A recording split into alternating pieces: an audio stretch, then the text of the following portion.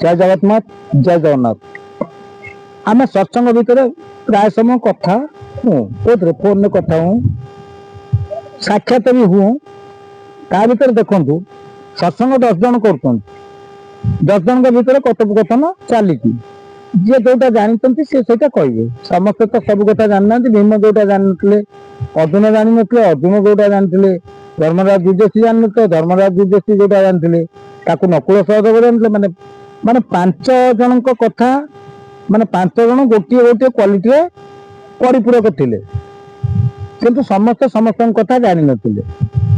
जमिति आपण देखिए जने डॉक्टर एमबीबीएस डॉक्टर अछंती से सेठी जांगिरी पहुंचला पर हाड़ भंगा पई औषध देउछंती कर्ण रोग पई देउछंती आखि रोग पई देउछंती पेट रोग पई देउछंती नक पई देउछंती तो ठंडा काश ठारू आरंभ करी आपनकर से जो आपनकर जो टीबी पर्यंत भी औषध देउछंती किंतु स्वतंत्र स्पेशलिस्ट अछंती टीबी माने आपण स्पेशल टीबी स्पेशलिस्ट गति जिवे हाड़ विभाग माने स्वतंत्र सेटिकी जिवे स्नायु विभाग सेटिकी जिवे स्नायु विभाग कतिकी जिबा आमे सेति जो दिन माने तांको कति जो तारिकाटा पाइबा आम रोग भल होगा पई एमबीबीएस कतु पाइबा कि किंतु वर्तमान एमबीबीएस को समस्त होची आवरी नउतंती काई कहले माने जानि नांती बात ना बाटटा जो जानथिबे ताले ठीक आपनकर जन कटक मेडिकल जिबे कटक मेडिकल भितर आपनकर विभिन्न विभाग अछि से विभाग को पठे देबे तो हमर ए लोकालिटी जो डॉक्टर अछन जे एमबीबीएस पास करके एतिक जन डॉक्टर हेले आमे तांकु जांगिरी जड़े कि आमे तांकरी कतरी औषध खाई करी जदी भाबीबा हम रोग भल होई जीवो भूल रोग बढ़ी जीवो।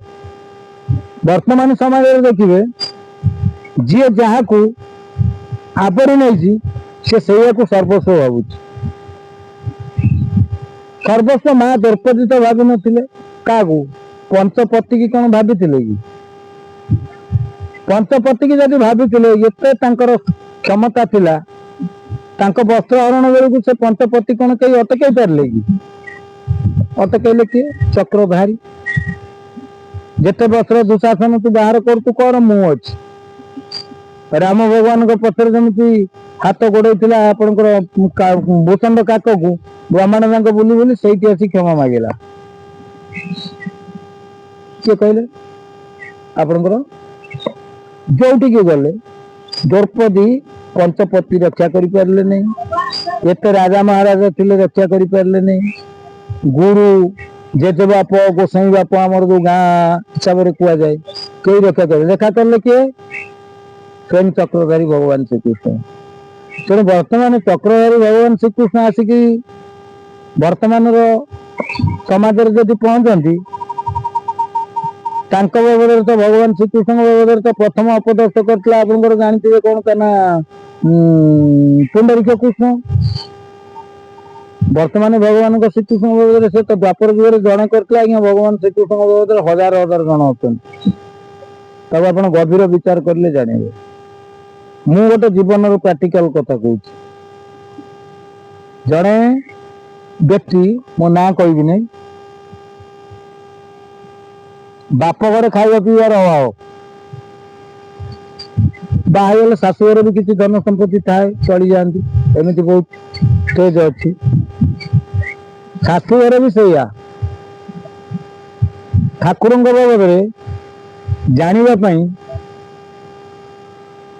मो सहित परामर्श कले ठाकुर बाबद मुझे जनईनी एमती कि घर खंडिए छड़ा आउ कि नाला पड़िया बाड़ी में जाकि झाड़ा बसिया हुए झाड़ा बसिले मैंने आप जानते तो कौन आउ से कथा कहमी किसी प्रातरा बाना भी अच्छा किए झाड़ा बसुची कौन करेंगे भी अना गाँवली परिवेश सेमती होता ठाकुर लाइन एमती से पारदर्शिता अर्जन करवा जे घर है बाइक है लाट्रिन बाथरूम है टंका भी किसी रहा बालांस धरतु खंडे शाढ़ी यदि जावा आसवाक 10-50 खंड शाढ़ी भी रहा तापर कौन है जानते ना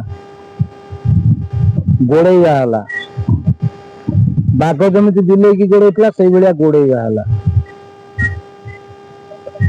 केमी बाघ बिले की गोड़ेला सब शिखेला सेमती गोड़ेला मन भारी मोर खराब है मैंने प्रभु तुम कौन कर तुम ना कि ତମେ ତ ଅଛ ଏମିତି କାହିଁକି ହଉଛି? ତାହେଲେ ସଂସାରରେ ଧର୍ମ ଡୁବିଯିବ। ପ୍ରଭୁ ବିକାରଟା ଅବଶ୍ୟ ଗୋଟେ ପ୍ରକାର କଲେ, ମାନେ ଯୋଉଟା ପାଇଁ ବେଶୀ ଗର୍ବ ଥିଲା ସେ ଗର୍ବ ବି ଖର୍ବ ହେଇଗଲା। ଆହୁରି କିଛି ଗର୍ବ ବି ଅଛି, ସେ ଗର୍ବ ସମ୍ପୂର୍ଣ୍ଣ ଖର୍ବ ଧୀରେ ଧୀରେ ହବ। ଗୁରୁଦ୍ରୋହୀ ନରକେ ବାସ। ସେ କୋଉ ଗୁରୁ, ରାମ ଗୁରୁ କି ଭଗବାନ କୃଷ୍ଣ ଗୁରୁ ଆସିକିରି ତାକୁ ଉପଦେଶ ଦେଇନଥିଲେ କି ଏଇ ଧର୍ମ କର, କି ଏଇ କର୍ମ କର, କି ଏଇ ବହି ପଢ, କି ଏଇଭଳିଆ କର। ତାକୁ କେହି କହିନଥିଲେ ଆସିକିରି। କହିଥିବା ଲୋକ ହଉଛି ମୁଁ ସେଥିପାଇଁ କହିଲି ନାହିଁ। ଆଗେ ବିନାଶ କରିବେ। ମହାପୁରୁଷ କହିଛନ୍ତି ଭକତଙ୍କ ଭୃତ୍ୟ ହେମି, ମାନେ ଯେତେ ଉପାଧି ଅଛି ତାକୁ ବି ଦିଆଗଲା। ସେ ଯୋଉ ବ୍ୟକ୍ତି ବିଶେଷକୁ ଯେତେ ଉପାଧି ଅଛି ସବୁ ବି ଦିଆଗଲା। ତମେ ଗୁରୁ ହେଇପାର, ତମେ ଶିଷ୍ୟ ହେଇପାର, ତମେ ଜଗତ ଜନନୀ ହେଇପାର, ତମେ ଆଦିମାତା ହେଇପାର, ତଥାପି ବି ସେ ଏମିତି ଫୋକସ ପକେଇବା ହେଲା ଯେ ମାନେ ମୋର ବିନାଶ କରିବା ପାଇଁ ସବୁବେଳେ ଉଦ୍ୟମ, ମୋର ବିନାଶ କରିବା ପାଇଁ। ଇରେ ବାବା ମୋର କଣ ବିନାଶ କରିବ? ମୁଁ ତ ସେଟା ବିନାଶ ଆଗରୁ ହେଇସାରିଛି। ମୁଁ ତ ମରି ସାରିଛି। ମୁଁ ବର୍ତ୍ତମାନ ବି ମରି ସାରିଛି। କଥାବାର୍ତ୍ତା କରୁଛି, ମୁଁ ବର୍ତ୍ତମାନ ମରି ସାରିଛି। ଜଣେ କବି କହିଛନ୍ତି ମରି ମୁଁ ସାରିଛି ତଥାପି ବଞ୍ଚିଛି, କରୁଛି ମୁଁ ଅଭିନୟ, ଭିତରେ କାନ୍ଦୁଛି ଉପରେ ହସୁଛି, ଏଇ ମୋର ପରିଚୟ। ଅଭିନୟ ବାବଦରେ ଯଦି କେହି ଜାଣି ନ ପାରିବେ, ଗୋଟିଏ ବିଛଣାରେ ସ୍ୱାମୀ ସ୍ତ୍ରୀ ଶୁଅନ୍ତି, ଦିନ ଯାକ ଝଗଡା ନାଗିଥିବେ, ରାତିରେ ଝଗଡା ମେଣ୍ଟିଯାଏ, ସକାଳକୁ ଭଲ କଥା ଚାଲେ, ପୁଣି 2-4 ଦିନ ପରେ ଯଦି ସାଙ୍ଗ ହେଇକିରି ଯାଉଥିବେ, 5 ହାତ 10 ହାତ ବ୍ୟବଧାନରେ ଛଡା ଛଡି ହେଇକିରି ଯାଉଥିବେ, କେହି କହିବେନି ଯେ ସ୍ୱାମୀ ସ୍ତ୍ରୀ ଯାଉଛନ୍ତି ବୋଲି। ଏଇଭଳିଆ ଅଭିନୟ କରିବ। ଚକ୍ରଧାରୀ ହଉଛି ଅଭିନୟ ମାଷ୍ଟର। ଯେତେ ଜଗତରେ କଳା ଅଛି, ସବୁ କଳାର ଅଧିକାରୀ ହେଲେ ଚକ୍ରଧାରୀ। ତାଙ୍କଠାରୁ ତମେ ଅଧିକା ଅଭିନୟ କରିବ। ସେ ଅଭିନୟର ମାନେ ବିଶ୍ୱଗୁରୁ, ଜଗତ ଗୁରୁ, ତାଙ୍କଠାରୁ କି ଅଭିନୟ କରିବ? ଦ୍ରୋହୀ ହେଲେ ସେ ଚକ୍ରଧାରୀ ବି ରଖିବେନି। ଶାମ୍ବକୁ ନାରୀ ବେଶ କରି ଅନେକ ଅଳଙ୍କାର ଭରି, ଏହାର ଗର୍ଭ ଅଛି ବାଳ, ଲିଚୁର ଲୋହର ମୁଷଳ, ଭୂମିରେ ଯଦୁବଂଶ ଯେତେ, ଏଲୋଏ ମରିବେ ସମସ୍ତେ। କିଏ କହିଲେ? ଋଷି କହିଲେ। ଶାମ୍ବକୁ ନାରୀ ବେଶ କରିଦେଇକିରି ଲୁହା ପାତ୍ର କିଛି, ମାନେ ଯୋଉ ତାଟିଆ କଂସା ଯାହାଟା ଗୋଟେ ଲୁହା ପାତ୍ର ଯାହା ଥିଲା ସେତେବେଳେ କର୍ତ୍ତୁଲି ଟଙ୍କା କି ଯାହା ଥିଲା ପୁରେଇ ଦେଇକିରି ସ୍ତ୍ରୀ ଲୋକ ବେଶ କରିଦେଲେ। ସାଡୁ ଆସୁଛନ୍ତି ନବ ଋଷି, ସମସ୍ତେ ଆସିଛନ୍ତି ଭଗବାନଙ୍କୁ ଦର୍ଶନ କରିବା ପାଇଁ, ଇଏ ବାଟରେ ଓଗାଳିକିରି ବେପାର କରିଦେଲେ। ଏଇଆ ପୁରା ପୁରା ଲାଜ କୁଳି ଅଭିନୟ କରିଲେ ନା। ଅଭିନୟ କାହା କତିରେ ଦେଖେଇବ? ଆରେ ବାବା ତମ ଅଭିନୟ ତମେ କଣ କରୁଛ ନ କରୁଛ ସିଏ ବା ସବୁବେଳେ ଜାଣୁଛି। ଯାହା ମୁଁ କରଇ, ଯାହା ମୁଁ ଭାବଇ, ଯାହା ମୁଁ ଚିନ୍ତଇ, ମାନେ ଜଗତର କର୍ତ୍ତା ପରମ ଈଶ୍ୱର ଜାଣୁଛନ୍ତି। ତମେ କି ଅଭିନୟ କରିବ? ତମେ କି ରୂପ ଦେଖେଇବ? ସିଏ ଚାହିଁବ ତମ ରୂପ ବିକଳାଙ୍ଗ କରିଦବ। ବର୍ତ୍ତମାନ ମୁଁ ସୁସ୍ଥ ସବଳ ଅଛି, ମୁଁ ଏଇଖିଣିକା ଝାଡା ବାନ୍ତି ଯଦି ହେଇଯିବି, ମୋ ମୁହଁ ଫୁହଁରେ ପୋକ ଯୋଉ ମାଛି ଫାଛି ବସିବେ, ଶରୀର କଳା ପଡିଯିବ, ମୁଁ ଏମିତି ବଡ କଥା କହିପାରିବି? ତମେ କଣ ତାହେଲେ କରିପାରିବ? ତମ ହାତରେ କଣ କ୍ଷମତା ଅଛି? ତମ ହାତରେ ଗୋଟିଏ କ୍ଷମତା ଅଛି, ତମେ ଗୁରୁ ଦେଇ ହବ। ତମ ହାତରେ ଗୋଟିଏ ଧର୍ମ ଅଛି, ତମେ କର୍ମ ଦେଇ ହବ। ଯୋଉ କର୍ମ ତମକୁ ଦିଆହେଇଛି ତାକୁ କରିପାରିବ ନାହିଁ, ତାକୁ କରିବନି, ସେଇଟା ସେଇ କ୍ଷମତା ତମ ହାତରେ ଦିଆହେଇଛି। ତମ ହାତରେ କ୍ଷମତା ଦିଆହେଇଛି, ଅତି ଯଦି ତମକୁ ବିରକ୍ତି ଲାଗିବ ଆତ୍ମହତ୍ୟା କରିବ। ଆଉ କିଛି ତା ଉପର ପାଠ ଆଉ ତମ ହାତରେ କିଛି ନାହିଁ। ଆଉ କିଛି ଅଛି କି? ସାମାନ୍ୟ ଜୀବନ ଗୋଟେ ପାଇକିରି ନେଇକିରି ଆସିଛ, ଯୋଉ ଜୀବନର ମୂଳ ସୂତ୍ର କୋଉଠି ରହିବା କଥା ରହିଛି, ସାଡକୁ ତ ତମେ ଯାଇପାରିବନି। କାହିଁକିନା ହରିନାମରେ ଯଦି ଆପଣଙ୍କର ଭଜନ ନିତାଇ ଗୌର ରାଧେଶ୍ୟାମ ଜପ ହରେ କୃଷ୍ଣ ହରେ ରାମ, ଏଟା ଯୋଉ ସ୍ୱରରେ ଭଜା ମାନେ ଆମର ହରିନାମଟା ହୁଏ ଯୋଉ ସ୍ୱର ଝଙ୍କାରରେ, ସିଏ ତ ବର୍ତ୍ତମାନ ଆପଣଙ୍କର ଦେ ଦେ ପ୍ୟାର ଦେ ପ୍ୟାର ଦେ ପ୍ୟାର ଦେ ରେ ସ୍ୱରରେ ବର୍ତ୍ତମାନ ଚାଲିଛି। ତେଣୁ ତମେ ସମସ୍ତେ ବିକଳାଙ୍ଗ କରିଦେଲ। ବିକଳାଙ୍ଗ ଯେତେବେଳେ କରିଛ, ସେତେବେଳକୁ ଆଉ ତମକୁ ଭଗବାନ ଶ୍ରୀକୃଷ୍ଣ ଯେମିତି ମା ଦ୍ରୌପଦୀ କି ବସ୍ତ୍ର ଦଉଥିଲେ ତମକୁ ଦିଆଯିବନି।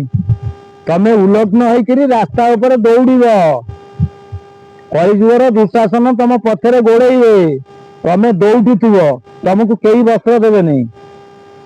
କେହି ବସ୍ତ୍ର ଦେବେନି କାହିଁକି କହିଲ? ତମେ ପରା ଭଗବାନଙ୍କ ଦ୍ରୋହୀ, ତମେ କର୍ମଦ୍ରୋହୀ, ତମେ ଗୁରୁଦ୍ରୋହୀ, ତମେ ଦେଶଦ୍ରୋହୀ, ତମେ ଜାତି ଦ୍ରୋହୀ, ତମେ ମାତୃପିତୃ ଦ୍ରୋହୀ, ତମେ ସବୁଥିରେ ଦ୍ରୋହୀ ଅଛ।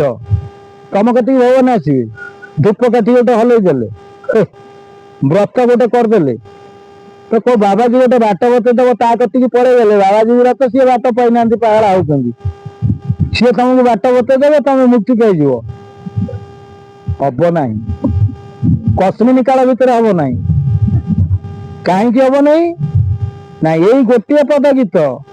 ତମେ ଯାହା କରୁଛ, କଣ କରୁଛ ନ କରୁଛ, ରାତିରେ ଶୋଇଛ ନିଦରେ ଶୋଇଛ କି ଚେଇଁକିରି ଶୋଇଛ ସିଏ ଜାଣିଛନ୍ତି। ତମେ ଘୋଡା କିଣିବାକୁ ଭାବୁଛ କି କାଲି କୋଉଠିକି ଜଗନ୍ନାଥଙ୍କ ମନ୍ଦିରକୁ ଯିବ ଭାବୁଛ, ସେ କଥା ସିଏ ଜାଣୁଛନ୍ତି। ତମେ ଭାବୁଛ ସେ କିଛି ଜାଣିପାରୁନାହାନ୍ତି। ତମେ ଅଭିନୟ କରିବ। ଅଭିନୟ ମାଷ୍ଟର ପରା ସିଏ। ତମେ କଣ ଅଭିନୟ କରିବ? ତମ ପାଇଁ ଯେତିକି କର୍ମ ଧର୍ମ ଦିଆହେଇଛି କର। ତମେ ବା ଦ୍ରୋହୀ, ସବୁଥିରେ ଦ୍ରୋହୀ। କୋଉଟା ଗୋଟିଏ ଗୁଣରେ ତମେ ପ୍ଲସରେ ନାହଁ, ତମେ ସବୁବେଳେ ମାଇନସରେ ରହିଛ। ସେ କଥା ଭଗବାନ ଶ୍ରୀକୃଷ୍ଣ କହିଛନ୍ତି, ଗୀତାରେ କହିଛନ୍ତି, ଯଦି ସିଏ କୃପା କରିବେ ତମକୁ ଉଦ୍ଧାର ଦେବେ। ତମକୁ କୋଉଥିପାଇଁ ସେ କୃପା କରିବେ? ତମର ତ ସବୁ ଅଛି, ତମର ଧନ ଅଛି, ତମର ଜୀବନ ଅଛି, ତମର ଯୌବନ ଅଛି, ତମର ଲୋକ ସମ୍ପର୍କ ଅଛି, ତମର ବାହୁବଳ ଅଛି, ତମର ତ ସବୁ ଅଛି। ସେ କାହିଁ ତମକୁ କୃପା କରିବେ? କୃପାଟା ସେଇ ଜାଗାରେ କରାଯାଏ। ମୂକ ଯିଏ ହେଇଥିବ ତାକୁ କହିବାର ଶକ୍ତି କିଏ ଦିଅନ୍ତି? ଭଗବାନ ଦିଅନ୍ତି। ମୂକଂ କରୁତି ବାଚାଳ ମଙ୍ଗୁ ଲଙ୍ଘୟତଗିରି। ଇଏ ଛୋଟା ହେଇଥିବ, ସିଏ କେମିତି ପର୍ବତ ଆରୋହଣ କରିବ ସେଇ କଥାଟା ପ୍ରଭୁ ବୁଝନ୍ତି। ଆଉ ତମର ତ ସବୁ ଅଛି। ଆଉ ମୁଁ ତ କହିବି ମୋର ପୁଅ ଅଛି, ଝିଅ ଅଛି, ଜଇଁ ଅଛି, ଘର ଅଛି, ସଂସାର ଅଛି, ସ୍ତ୍ରୀ ଅଛି, ମାନେ ଯେତେ ଯିଏ ଭାଇ ଭଉଣୀ ଠାରୁ ଆରମ୍ଭ କରି ମୋ ସାଙ୍ଗ, ଆପଣଙ୍କର ରାଜନୀତି ଠାରୁ ଆରମ୍ଭ କରିକିରି ଆପଣଙ୍କର ପ୍ରଶାସନ ବିଭାଗ ପର୍ଯ୍ୟନ୍ତ ସବୁ ମୋର ଅଛନ୍ତି। ମତେ ପ୍ରଭୁ ସାହାଯ୍ୟ କରିବେ। ଗର୍ବ ଗଞ୍ଜନ ନରହରି, ଗର୍ବ ନରକେ କାହାରି। ଗର୍ବ କାହାର ସେ ରଖନ୍ତି ନାହିଁ। ତେଣୁ ଗର୍ବ କରୁଛ ମାନେ ତମର କେତେବେଳେ କଣ ବିନାଶ ହବ। ତମ ବିନାଶ କେମିତି ହବ ତମେ ଜାଣିନାହ। ତମ ବିନାଶ କିଏ ସିନା ବାଡେଇଲେ ଯାଇକିରି କୋର୍ଟ କଚେରୀ କରିବ। ଈଶ୍ୱରଙ୍କ ସୃଷ୍ଟିରେ ସାପ ଅଛି, ଟୁକିରି କାମୁଡି ଦବ ମରିଯିବ। ଈଶ୍ୱରଙ୍କ ସୃଷ୍ଟିରେ ମଶା ଅଛି, ଡେଙ୍ଗୁ ମଶା ଟିକେ କାମୁଡି ଦବ ତମେ ଭଲ ହେଇପାରିବନି, ମରିଯିବ। ବିଜୁଳି ଘଡଘଡି ମାରୁଛି ମରିଯିବ। ଗାଡିରେ ଯାଉଥିବ ଆକ୍ସିଡେଣ୍ଟ ହେଇଯିବ। ରୋକିପାରିବ? ସେ କ୍ଷମତା ତମ ପାଖରେ ଅଛି କି? ତମକୁ କିଏ ଯଦି ବାଡଗୋଳ କରିବ, ତମେ କିଏ ଆସିଥିବ, ତମ ହାତରେ 5-10 ଜଣ ଲୋକ ଅଛନ୍ତି, ତାଙ୍କୁ ଡାକିବ, ସେ ଅଟକେଇବେ। ନହେଲେ କିଏ ଯଦି ମାରିଥିବ ତାକୁ ଭୁଲ ମଗେଇବ କି ଥାନା କୋର୍ଟ କଚେରୀ କରିକି ତାକୁ ନେଇ ସଜା ଦବ। ଆଉ କିଛି କରିପାରିବ? ଏଗୁରା ସେଠି କାମ କରିବନି। ତେଣୁ ଟିକେ ସୁଧୁରି ଯାଅ। ତମେ ସୁଧୁରି ଗଲେ ଭଲ ହବ, ନ ସୁଧୁରିଲେ ନାଶ ଯିବ। ଜୟ ଜଗନ୍ନାଥ।